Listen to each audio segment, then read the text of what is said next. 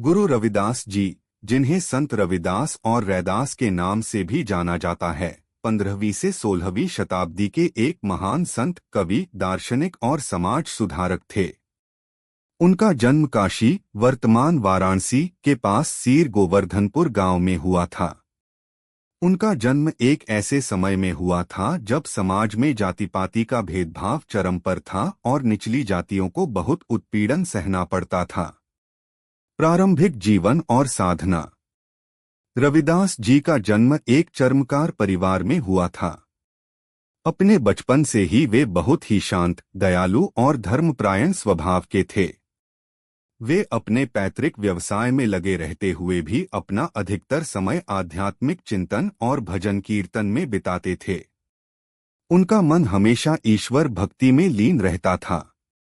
कहा जाता है कि वे बचपन में ही स्वामी रामानंद जी के शिष्य बन गए थे, जिन्होंने उन्हें आध्यात्मिक मार्ग पर आगे बढ़ने का ज्ञान दिया।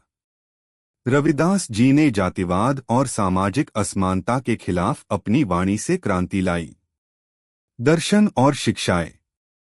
रविदास जी के उपदेशों का सार उनके पदों, भजनों और साखियों में मिलता है, जिन्हें गुरु ग्रंथ साहिब में भी संकलित किया गया है। उनकी शिक्षाओं के मुख्य बिंदु इस प्रकार हैं। ईश्वर की एकता। उन्होंने कहा कि ईश्वर एक है और वह हर जगह मौजूद है। उसे पाने के लिए किसी मंदिर या मस्जिद जाने की जरूरत नहीं, बल्कि अपने भीतर झांकने की जरूरत है।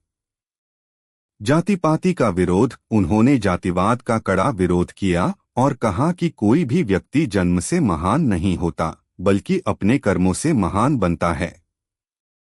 उनका प्रसिद्ध दोहा है, मन चंगा तो कठौती में गंगा।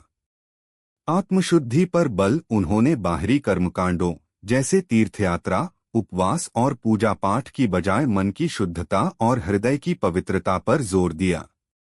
नाम सुमिरन। उन्होंने ईश्वर के नाम का निरंतर जाप करने की शिक्षा दी। उनका मानना था कि नाम सुमिरन ही मोक्ष का सबसे सरल और सीधा मार्ग है।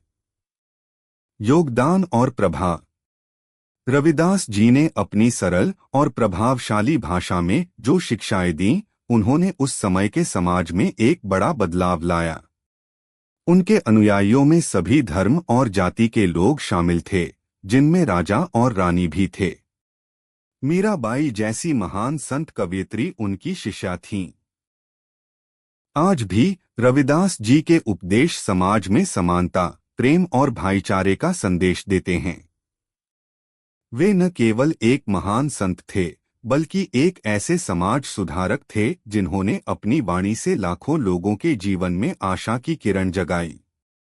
अगर आप गुरु रविदास जी की कुछ और रचनाओं या उनके उपदेशों के बारे में जानना चाहते हैं, तो आप पूछ सकते हैं।